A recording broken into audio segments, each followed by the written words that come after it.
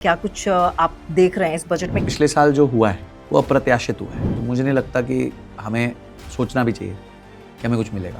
Tax ना लोगों के माइंड में बहुत बड़ा फ्रिक्शन है। बिल्कुल, रियल एस्टेट में भी टैक्स इंसेंटिव्स मिल सकते हैं। कोई ऐसी चीज नहीं है रियल एस्टेट के लिए, कोई गिफ्ट नहीं मेरे को लगता मिलेगा रियल एस्टेट वालों को। Let's see. जॉब क्रिएशन को लेकर कहीं ना कहीं पीछे रह जाते हैं। Government has no space to give jobs to people. ये जुमले, इलेक्शन जुमले हो सकते हैं। आई थिंक गवर्नमेंट अगर एक छोटी सी बात कर ले, ज्यादा नहीं, सिर्फ वो long term capital gains tax को रैशनलाइज कर ले, कहते भाई इसके बाद टैक्स नहीं लगेगा, तो मजा आ जाए।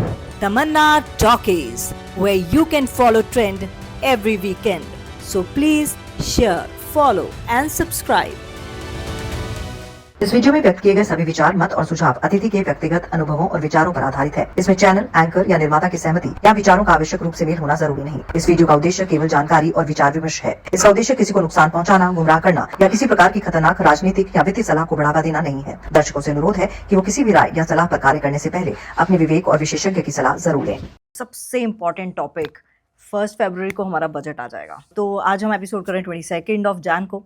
तो मैं आपसे थोड़ा सा पहले मतलब क्या कुछ आप देख रहे हैं इस बजट में, क्या देख रहे हैं? क्योंकि 2-3 चीज़ों को लेकर तो त्राहिमाम हमेशा मचता है कि मिडिल क्लास के लिए कुछ नहीं है, टैक्स स्लैब में ये वो और बड़ी सारी ऐसी चीज़ें होती हैं जो मिडिल क्लास रोना मचाती है थोड़ी देर के लिए। तो आप कैसे देख रहे हैं? देखिए, पिछले साल जो हुआ है वो अप्रत्याशित हुआ है। Nobody expected a 12 lakh rupee waiver. तो मुझे नहीं लगता कि हमें सोचना भी चाहिए कि हमें कुछ मिलेगा फ्रॉम दैट पर्सपेक्टिव। बट पिछले 5-6 सालों में एक चीज हुई है, खासकर जब से long term capital gains tax लगा है, कि इंडिया से 10 लाख करोड़ का FII पैसा बाहर गया। 10 lakh crore. Foreign institutional investors ने 10 लाख करोड़ रुपए इंडिया से बाहर निकाले। ये जो 10 लाख करोड़ बाहर निकले तो मार्केट्स तो गिरी नहीं है, मार्केट्स तो चढ़ी है इस बीच में। ये 10 लाख करोड़ की जगह जो पैसा आया है वो आया है डोमेस्टिक इन्वेस्टर्स से। और वो आया करीबन 20 लाख करोड़ SIP से पिछले 8-9 सालों में, जब से वो long term capital gains tax लगा। आई थिंक गवर्नमेंट अगर एक छोटी सी बात कर ले, ज्यादा नहीं कह रहा हूं, कि जैसे आज 20% short term capital gains tax है, 12.5% long term capital gains tax है। वो कहते हैं कि अगर आप हमारे स्टॉक को या शेयर को या जो भी इंस्ट्रूमेंट है उसको होल्ड करते हो 3 साल से ज्यादा, तो हम 0 टैक्स देंगे, हम आपसे कोई टैक्स नहीं लेंगे। तो पहला हो गया short term capital gains tax जो 20% है, दूसरा हो गया long term capital gains tax जो 12.5% है, और तीसरा हो गया ultra long term capital gains tax जो 3 साल में, तो कहता 5 साल से ऊपर डालोगे तो भी चलेगा। कि 5 साल से ऊपर अगर आप होल्डिंग करते हो किसी शेयर की या ETF की या म्यूचुअल फंड की और फिर उसको बेचते हो तो आपको 1 रुपए का भी टैक्स नहीं लगेगा। अगर इतना भी कर देंगे ना तो लोग लॉन्ग टर्म निवेश करने के लिए प्रोत्साहित हो जाएंगे कि यार सोचना, आज देखो ना लोग EPF में क्यों डालते हैं पैसा, जब निकलेगा ना टैक्स नहीं देना पड़ेगा। टैक्स ना लोगों के माइंड में बहुत बड़ा फ्रिक्शन है। बिल्कुल। अच्छा, इससे ना सरकार को बहुत बड़ा कहीं लॉस नहीं होगा। आई एम श्योर उनके पास मैथमेटिक्स है, मेरे पास तो नहीं है, पर कुछ एक नंबर होगा, बहुत बड़ा नंबर नहीं होगा। हो सकता है 5-7-10 हजार करोड़ का लॉस हो जाए उनको, नोशनल लॉस हो जाए, उसको वो कहीं और से कवर कर सकते हैं, बिल्कुल कर सकते हैं। पर और वो कैसे कवर होगा पता है? ज्यादा लोग फिर इन्वेस्ट करेंगे। तो जब ज्यादा लोग इन्वेस्ट करेंगे तो STT बढ़ेगा, सिक्योरिटीज ट्रांजैक्शन टैक्स बढ़ जाएगा आपका, और जो गवर्नमेंट के एक्सचेंज के फीस होती हैं ये बढ़ जाएंगी, ब्रोकर ज्यादा कमाएंगे, ब्रोकर फिर टैक्स ज्यादा देंगे, तो इफेक्टिवली कहीं ना कहीं से सरकार कमा लेगी उस पैसे को, और छोटा निवेशक लंबे समय के लिए निवेश करने के लिए प्रोत्साहित हो जाएगा। तो मेरी सरकार से इस बजट में बहुत कोई बड़ी अपेक्षा नहीं है, क्योंकि पिछले साल उन्होंने ठीक दिया। अभी भी शायद इलेक्शंस भी थे ना, इसलिए नहीं, इलेक्शंस नहीं थे पिछले साल, पोस्ट इलेक्शन दिया था उन्होंने, पोस्ट इलेक्शन दिया था। पोस्ट इलेक्शन 12 लाख दिया था, जुलाई का बजट था मुझे याद है। तो जुलाई नहीं, फरवरी 2025 का बजट था। तो इलेक्शन 2024 में थे। और इस बार जो है, अगर सिर्फ वो long term capital gains tax को रैशनलाइज कर दे, 3 से 5 साल का विंडो लेके, कोई भी एक विंडो पे कहते भाई इसके बाद टैक्स नहीं लगेगा, तो मजा आ जाएगा। बस लेकिन ये रियलिस्टिक उम्मीद है आपकी? देखो, गलत उम्मीद नहीं है। रियलिस्टिक उम्मीद ये, अनरियलिस्टिक उम्मीद ये होती है तमन्ना मैम कि मैं बोलता कि 12 लाख के स्लैब को 18 लाख कर, वो अनरियलिस्टिक उम्मीद है, वो पॉसिबिलिटी कम है। पर ये पॉसिबिलिटी है क्योंकि इसमें नुकसान ज्यादा नहीं है, फ्रैंकली स्पीकिंग। और दूसरा, इससे प्रोत्साहन बहुत बड़ा बनेगा लोगों का, और तीसरा, लोगों का इन्फ्लो बहुत आएगा, मार्केट में डोमिनेशन आएगा। आज जो 20 लाख करोड़ की हमारी SIP, आज हमारी SIP बुक हो गई है मेरे हिसाब से करीबन 3 लाख करोड़ महीने साल की। ये अचानक से 2-3 साल में आपको 5 लाख 6 लाख करोड़ होती हुई दिख जाएगी, जिससे हमारी स्टॉक मार्केट को बहुत ताकत मिलेगी और हम FIIs पे डिपेंडेंट नहीं रहेंगे। तो ये एक ओवरऑल बहुत बड़ा विन सिक्योर हो सकता है सरकार की तरफ से। तो क्या गवर्नमेंट कंजम्पशन बढ़ाने के लिए निवेश बढ़ाएगी ना। देखिए जब निवेश बढ़ता है तो किसको पैसा मिलता है? निवेश बढ़ता है तो कंपनियों को पैसा मिलता है, कंपनियों में निवेश होगा ना। बिल्कुल। कंपनियों के पास जब पैसा आएगा वो क्या करेंगी? वो केपेक्स करेंगी, यानी कि लागत लगाएंगे, एक फैक्ट्री लगा देंगी, इंफ्रास्ट्रक्चर कंपनी ज्यादा इंफ्रास्ट्रक्चर बनाएगी। तो एंड ऑफ द डे तो ये साइकिल बहुत तेजी से घूम जाएगा, बहुत तेजी से घूमेगा ये साइकिल। हम सोच नहीं सकते उतनी तेजी से घूम जाएगा। लेट्स सी, मतलब ये मेरी, आपने उम्मीद बोली, मैंने एक ही उम्मीद है सरकार से कि बस long term capital gains tax 3 साल 5 साल बाद 0 कर दें। ये आप अनाउंसमेंट कराना चाहते हैं? बस हो जाए तो आई क्या विल बी पता वेरी, सुन ले, आई इतने होप मशहूर मतलब हैं कहीं आप। से ये क्लिप चली जाए उन तक एंड मेरी रिक्वेस्ट चली जाए। मैं सोच रहा हूँ एक रील भी बनाऊंगा मैं इस पे, हाँ बिल्कुल, आप यही बना लीजिएगा। And I will tag the FM and FMO also कि एक रिक्वेस्ट है मेरी, मतलब कि बस ये कर दे। अब वो ऑब्वियसली मैं कोई बहुत बड़ा हस्ती नहीं हूँ कि मेरी जरूरत, आई एम श्योर बहुत सारे लोग वहाँ उनको सजेशन दे रहे होंगे, मैथमेटिक्स कर रहे होंगे। बजट पर ये शॉर्ट टर्म और लॉन्ग टर्म इम्पैक्ट क्या होगा स्टॉक मार्केट्स पे? We are all waiting for one news. अगर वो आ जाएगी तो अच्छी बात है, नहीं आएगी तो बिजनेस एज यूजुअल, कोई प्रॉब्लम नहीं है, चलता रहेगा। देखिए वो डिपेंड करेगा छोटी छोटी चीज़ें वो क्या करती है, कुछ कंजम्पशन को बूस्ट करने के लिए अगर वो कुछ करेंगी तो। पर उन्होंने कर दिया है ना, मतलब ऑलरेडी GST काफ़ी चीज़ों पे 0 कर दिया। आई डोंट नो GST में कोई बड़ा रिफॉर्म आ सकता है, इनकम टैक्स में कोई बड़ा रिफॉर्म आ सकता है, एक ही रिफॉर्म आ सकता है वो LTCG में आ सकता है। वो आता है तो बहुत अच्छी बात है। बाकी देखिए, बाकी क्या होता है ना, बजटरी एलोकेशन होता है, स्कीम्स होती हैं, और वो स्कीम्स है ना आम निवेशक को डायरेक्टली हिट नहीं करती हैं। फॉर एग्जाम्पल वो कहीं कह सकते हैं कि कहीं पे इंपोर्ट ड्यूटी कम कर दी उन्होंने, कहीं पे उन्होंने बजट बढ़ा दिया, SMEs के लिए बजट बढ़ा दिया, कहीं पे उन्होंने स्टार्टअप्स के लिए बजट बढ़ा दिया। तो ये तो उनकी स्कीम एलोकेशन होते हैं। बजट डिफेंस के लिए बजट बढ़ा दिया, अब सडनली कहेंगे कि भाई डिफेंस का बजट हम डबल कर रहे हैं। फॉर एग्जाम्पल आज $50 बिलियन, अगले साल से $100 बिलियन हो जाएगा, तो डिफेंस की कंपनीज भाग जाएंगी क्योंकि लोगों को लगेगा उन्हीं को ऑर्डर मिलने वाला है। तो ये सब जो है depends upon how they announce the schemes. तो देखेंगे क्या होता है उससे। और इंफ्रास्ट्रक्चर को लेकर आपका इंफ्रास्ट्रक्चर तो मैं देखिए, this government has done so much for the infrastructure जो मेरे को नहीं लगता पिछले बहुत दशकों तक नहीं हो पाया था। And we should appreciate that कि they have very constantly worked on infrastructure, very very hard infrastructure they have worked on. अच्छी बात है, और करें, और रोड्स कनेक्ट होंगी, और लोग कनेक्टिविटी ले पाएंगे, ला पाएंगे। अभी मैं देख रहा था वंदे भारत ट्रेन्स लॉन्च हुई, वो नए वाली, वो भी बहुत अच्छी हैं। बहुत सारे हाईवेज लॉन्च हो रहे हैं, अच्छी बात है। तो ट्रांसपोर्टेशन, देखिए मैं आपको बताता हूँ, इंडिया में logistics cost as a total of the product cost is 14%, global average 7% है। तो हमारे को अभी बहुत दूर है, हमारे को 14 को 7 करने में जान निकलने वाली है। तो it will take a lot of effort, but हो जाएगा। और मुझे लगता है कोई भी देश जो है ना, वो जो कहते हैं हम विकसित, सड़कों पे बड़ा निर्भर करता है। देखिए the ease with which one state can interact with the other, मैं अपना पंजाब का सामान कन्याकुमारी भेज सकूं विदाउट एनी प्रॉब्लम, वही कंट्री डेवलप होगी, वही कंट्री आगे ग्रोथ करेगी। तो बस आपका इंफ्रास्ट्रक्चर अच्छा होता रहे और बढ़िया से काम चलता रहे, तो I think that will, and उससे मल्टीप्लिकेशन बहुत होती है। आप अगर ₹1 लगाते हो इंफ्रास्ट्रक्चर, तो उस पर ₹2.5 का इम्पैक्ट होता है। उसे मल्टीप्लायर इफेक्ट कहते हैं। क्यों?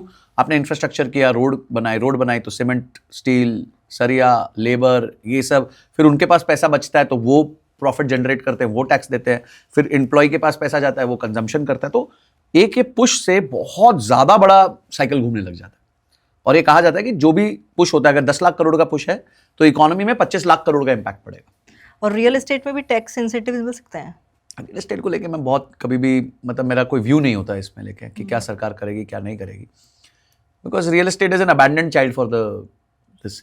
एक थी कि भाई होम लोन का इंटरेस्ट मिलता था, बेनिफिट, वो भी उन्होंने न्यू रिजीम में हटा दिया है। तो कोई ऐसी चीज़ नहीं है रियल एस्टेट के लिए, कोई गिफ्ट नहीं मेरे को लगता मिलेगा रियल एस्टेट वालों को। लेट्स सी, बट उम्मीद कम है। इतने सारे टेन्योर्स जो हुए हैं इस सरकार में, आपने बजट को फॉलो किया होगा, उस पर एनालिसिस किए होंगे। कोई भी बजट ऐसा नहीं रहा, ऑब्वियसली कोई भी सरकार हो, जब भी बजट पेश होता है तो ऑब्वियसली पक्ष विपक्ष आपस में होता ही है ये सब। आपको क्या लगा है कि कंपैरेटिवली अच्छे डिसीजंस लिए गए हैं, मिडिल क्लास ओरिएंटेड डिसीजंस लिए गए हैं? ऑफ लेट लिए गए हैं, मतलब लास्ट 1.5 ईयर से, जैसे 12 लाख का लिमिट आया, फिर GST को बहुत मैसिवली रिड्यूस किया गया। आई थिंक ऑफ लेट लिया गया है, वो शायद उनके कान तक पहुंचे कि मिडिल क्लास खुश नहीं है। तो वो बात से लेके शायद अभी थोड़ा सा इम्पैक्ट उसका आया है, पर उससे पहले नहीं था ये। एंड देखिए, we don't have data, they have a very big team who is working on data, तो उनको सारी चीजों को मैनेज करना है। See we are not only a capitalist state, we are also socialist state. उनको 80 करोड़ लोगों को रोज राशन भी देना है, फ्री राशन देना है, तो उनको बहुत कुछ सोचना पड़ता है। They have to think a lot. हम लोग के लिए हम अपनी परेशानियों में ही डूबे हुए हैं। वहां उनको पता है यार ये 80 करोड़ लोगों को 3 वक्त का खाना ठीक टाइमली बेसिस पे पहुंच जाए, इनको राशन मिल जाए ताकि ये जी पाए। तो when your government is trying to fight that, तो डोंट कंसिडर, हमारे को लगना चाहिए कि हम इस देश के लिए कंट्रीब्यूटर है। भगवान ने हमारे को ये औहदा दिया है, कैपेसिटी दी है, पावर दी है कि हम कंट्रीब्यूट कर सके इस देश में अपना टैक्स का योगदान करके। मेरे को नहीं लगता कि we should try to keep on asking country हमारे लिए क्या करेगी। हम अपनी कंट्री के लिए जो कर सकते हैं हम करेंगे, एंड कोई टाइम आएगा जब हमारे आगे वाली जनरेशंस को इसका बेनिफिट जरूर मिलेगा। आपको ये नहीं लगता कि जॉब क्रिएशन में भी कुछ एमएसएमईज के लिए तो कर रही है, पिछली बार भी एमएसएमईज के लिए काफी ज्यादा तोहफा दिया, लेकिन जॉब क्रिएशन को लेकर कहीं ना कहीं पीछे रह जाते हैं। जॉब भी तो एक, मैम मैं ऐसा डिफेंस नहीं कर रहा हूँ, मुझे लग रहा है लेकिन आप गवर्नमेंट defense ना मैं कोई डिफेंस नहीं कर रहा हूँ। मेरा कोई पॉलिटिकल व्यू नहीं होता। हाँ ठीक है। मैं चीजों को लेफ्ट राइट दोनों देखता हूँ। देखिए, अगर निंदा करनी हो तो कोई भी चीज की अच्छी चीज की भी निंदा करी जा वो सकती है। वायरल भी हो जाती है। हाँ, वो वायरल हो जाती है, ठीक है, आपकी रील को मिलियंस ऑफ व्यूज मिल जाते हैं, but sorry for that. Ma'am, जब तक हमारा देश जॉब सीकर से जॉब क्रिएटर नहीं बनेगा, you can not accommodate 140 crore people. आप मुझे एक लॉजिक बताइए कि आज इतने साल ऑफ इंडिपेंडेंस के बाद सेंट्रल गवर्नमेंट के पास कितने एम्प्लॉइज हैं? 50 lakh. How do you suppose कि 2 करोड़ और ऐड हो जाएंगी पोजीशंस? लॉजिकल बात नहीं है ना। आप कहो कि भारत देश को आज आजाद हुए 79 ईयर्स हो चुके हैं, और उसके बावजूद आज 50 लाख एम्प्लॉइज हैं सेंटर में, which includes all PSUs and central governments and every. 50 lakh कितने साल में? 79 ईयर्स में। तो ऐसा 80th ईयर में या 81st ईयर में क्या हो जाएगा कि ये 1 करोड़ बन जाएगा? उम्मीद कम है। Government has no space to give jobs to people. ये जुमले, इलेक्शन जुमले हो सकते हैं, कोई काउंटर पार्टी भी कर सकती है, रूलिंग पार्टी भी कर सकती है, कोई भी कर सकता है। लॉजिकली बात करिए तो है ही नहीं बजट। नहीं है। नहीं है। और ये तो कह रहे हैं कि रिसेशन भी आएगा। देखिए, मैं कभी कोई चीज़ प्रिडिक्ट नहीं करता, क्योंकि हमारे को नहीं पता होता। वो कुछ लोग पिछले 50 साल से प्रिडिक्ट कर रहे रिसेशन आता रहेगा, आज तक तो आया नहीं वैसा वाला रिसेशन। एक ही बार आया 2008 में। 2020 वाला भी 9 महीने में रिकवर कर गया। We are humans, we have resilience. हम कहीं ना कहीं कोई ना कोई सिचुएशन से बाहर आ ही जाते हैं, ठीक है। जो सोचते हैं अंत है वो अंत में रह जाते हैं, जो करने वाले होते हैं वो निकल जाते हैं उस टाइम पे। उनके लिए हर विपदा जो है एक अवसर बन के आ जाती है, वो मजे करते हैं उसमें। But India, if we have to grow sharply, we have to focus on entrepreneurship, small and medium business. एक चीज जो इस गवर्नमेंट को बहुत स्ट्रांगली करनी चाहिए वो ये है कि एक एंटरप्रेन्योर की लाइफ इजी करनी चाहिए। उसके लिए आपने पहले बता दिया है ना, फर्स्ट वाला आपने क्लियर किया कि कैसे इजी हो सकती है। कैसे? टैक्स को लेके जो आपने नहीं, टैक्स नहीं, रेगुलेटरी। भाई कंपनी जल्दी बन जाए, अकाउंट जल्दी खुल जाए, GST सर्टिफिकेट जल्दी मिल जाए, करप्शन ना हो, रेड टेपिज्म ना हो, ये हो जाए। इतना भी हो जाए ना तो बहुत बड़ा फर्क पड़ जाए। स्टार्टिंग कैपिटल इजीली मिल जाए, व्यक्ति को सपोर्ट मिल जाए सरकार की तरफ से, कुछ स्कीम्स और अच्छी मिल जाए, उसको धक्का मारो, भाई तू बन, व्यापारी बन, चल पकोड़े बेच, जलेबी बेच, जो बेचना है बेच, व्यापारी बन, 4 लोगों को नौकरी पे रख, चल। तो आप जब तक हम सरकार बस इतना कर दे कि एंटरप्रेन्योर की जिंदगी बहुत आसान कर दे, रेड कारपेट कर दे। अभी क्या डांबर की सड़क है, वो भी खुदी हुई। बिल्कुल सही बोल रहे हो आप।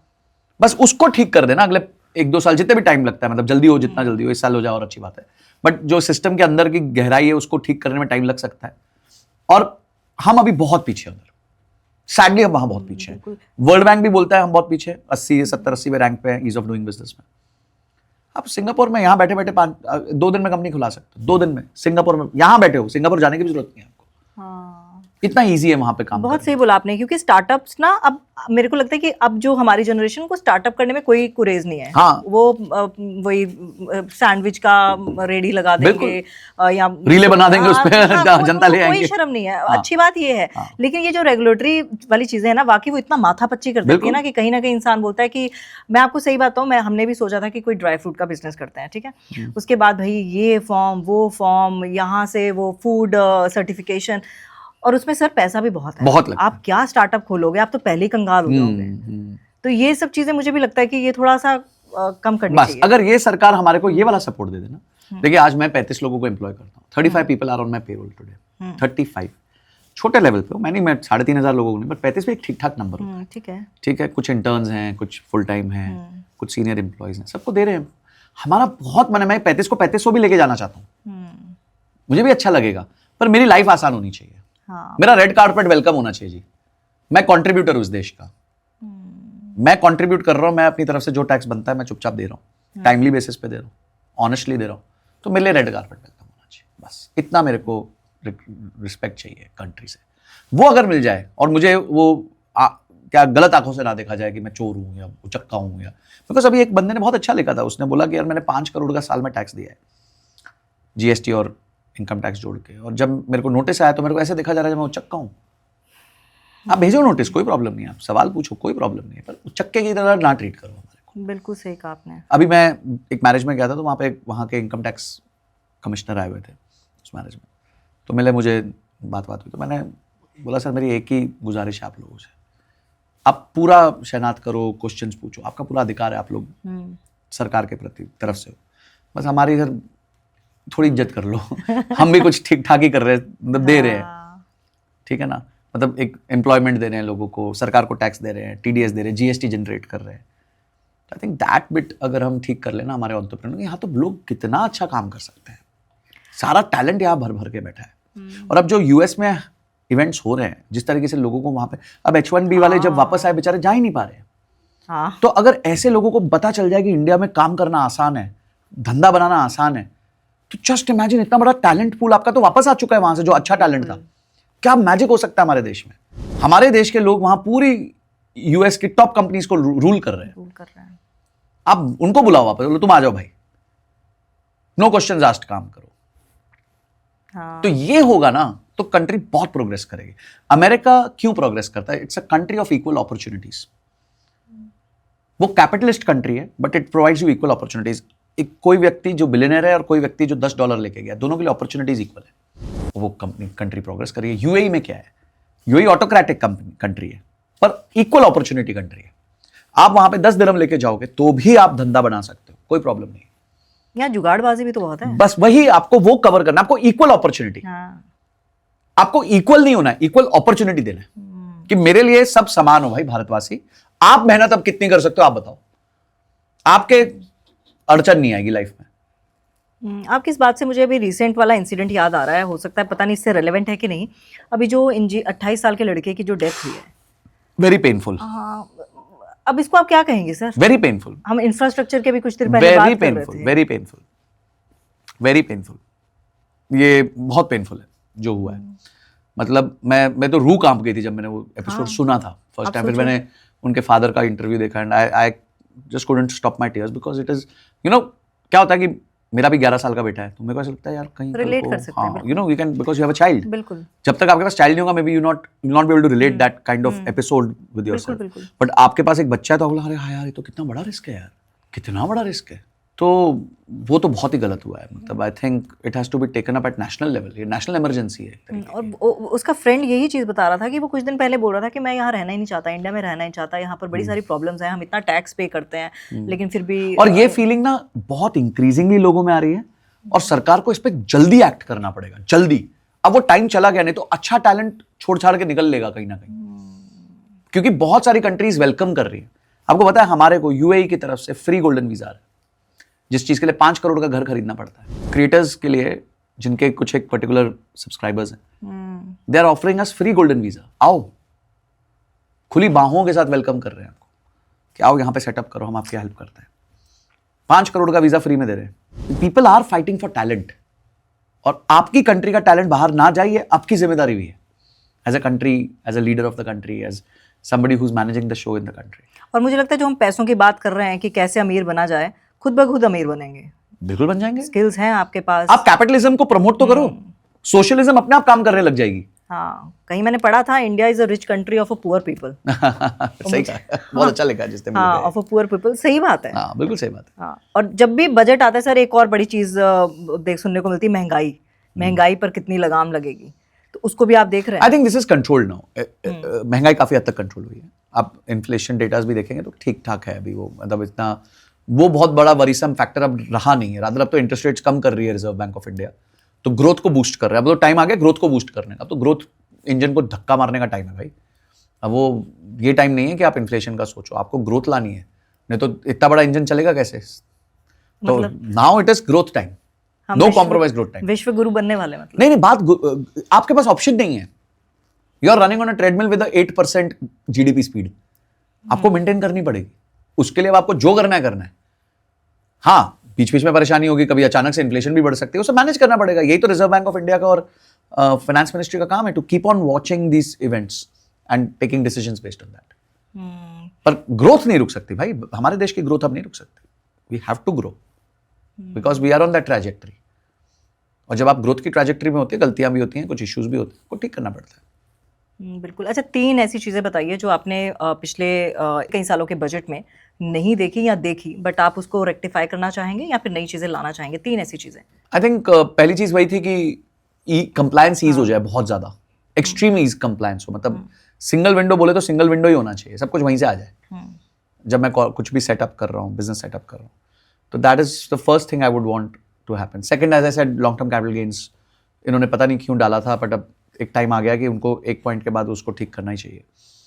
और तीसरा है कि एंटरप्रेन्योरशिप को और एसएमईज को, खासकर एसएमईज को, बिकॉज एसएमईज जो है ना, वो छोटा सा लघु उद्योग लगता है ना, तो वो 4-5 लोगों को हायर कर लेते हैं, तो उनको बहुत बढ़ावा देने की जरूरत है हमारे को। I am not saying ease of opening a company, उसके बाद का। और एक है एंटरप्रेन्योरशिप एजुकेशन, एसएमई एजुकेशन पे बहुत फोकस होना चाहिए। अभी तक एसएमई एजुकेशन पे फोकस नहीं है। देखिए मैं आपको एक बताता हूं, आपको क्लर्क की नौकरी करने के लिए डिग्री चाहिए, आपको बिजनेस ओपन करने के लिए कोई डिग्री नहीं चाहिए। बिजनेस जब आप करते हैं तो आप एम्प्लॉइज रखते हैं, आप बैंक से पैसा लेते हैं, सरकार को टैक्स देना होता है, सप्लायर को पैसा देना होता है, कस्टमर से आप पैसा लेते हैं, बैंक अकाउंट ऑपरेट करते हैं, कितने स्टेक होल्डर्स जुड़ जाते हैं, and there is no education to the businessman for this, कि उसको करना कैसे है सब। और इसलिए बहुत सारे बिजनेसेस फेल हो जाते हैं। तो अगर एसएमई एजुकेशन पे फोकस किया जाए, कि एसएमईज को थोड़ा फाइनेंशियली एजुकेट किया जाए, बिजनेस के बारे में एजुकेट किया जाए, उनको कोर्सेज दिए जाएं, मटेरियल दिया जाए पढ़ने के लिए, I think that will also do very well. मैं तो एक कोई पॉडकास्ट पे बोला था कि मैं एफएम साहिबा से रिक्वेस्ट करूंगा कि जीएसटी सर्टिफिकेट जब आप देते हो, उससे पहले ये कंपलसरी कर दो कि एग्जाम क्लियर करना पड़ेगा, जिसमें बेसिक्स ऑफ फाइनेंस होना चाहिए, कि एक व्यापारी के लिए बेसिक ऑफ फाइनेंस क्या, बैलेंस शीट क्या होती है, प्रॉफिट एंड लॉस स्टेटमेंट क्या होता है, कैश फ्लो स्टेटमेंट क्या होता है, जीएसटी क्या होता है, 2B क्या होता है, ये सब क्या होता है भाई, टीडीएस क्या होता है, टीडीएस कब भरना होता है, उसकी पेनल्टी क्या है, पूछो ना सवाल हमसे। प्रिपेयर करके आएगा बंदा, एटलीस्ट उसका माइंड ओपन होगा, तब आप उसको जीएसटी सर्टिफिकेट दो, ऑटोमेटिक कर दो कि भाई जिस दिन उसने ये सारे टेस्ट पास कर ली एक सेंटर में आके, उसका जीएसटी सर्टिफिकेट उसको हाथों हाथ मिल जाएगा। ले भाई, कोई रेड टेपिज्म नहीं, कोई कुछ नहीं, सब हाथों हाथ आपको जीएसटी सर्टिफिकेट मिलेगा। कितना इजी हो जाएगा, कितना इजी हो जाएगा। तो ये कुछ इनिशिएटिव्स अगर गवर्नमेंट लेना चालू कर दे, आई थिंक बहुत फर्क पड़ जाएगा इससे। चलिए, हम उम्मीद करते हैं कि सर की बात अगर वहाँ तक जाती है तो बजट में ये वाली चीज़ें इंक्लूड करते हैं, हम भी खुश हो जाएंगे। सर, बहुत मज़ा आया आपसे बात करने का, और बहुत कुछ सीखने को भी मिला। और मैं हमेशा हर गेस्ट से ना एडवांस में वादा ले लेती हूँ कि नेक्स्ट टाइम फिर होंगे। Most definitely. ठीक है सर, मुझे पूरी उम्मीद है कि आपको भी मज़ा आया होगा। Yes, और ठीक है, फिर मिलेंगे, और जो भी सर ने कहा है उन पे ज़रूर अमल कीजिएगा। और एक बात जान लीजिए कि ये सारा माइंड गेम होता है, अपने माइंड को सिखाइए, ट्रेन कीजिए कि आप जो चाहते हैं वो आप कर सकते हैं, कोई भी आपको नहीं रोक सकता। और करोड़पति तो बन ही जाएंगे, आज नहीं तो कल बन ही जाएंगे। बस यहाँ पर बिल्कुल पॉजिटिव, बी ऑप्टिमिस्ट। और इसी अच्छे नोट के साथ मुझे दीजिए इजाज़त, अपना ख्याल रखिएगा। Bye bye. Thank you ma'am. Tamanna Talkies, where you can follow trend every weekend. So please share, follow and subscribe.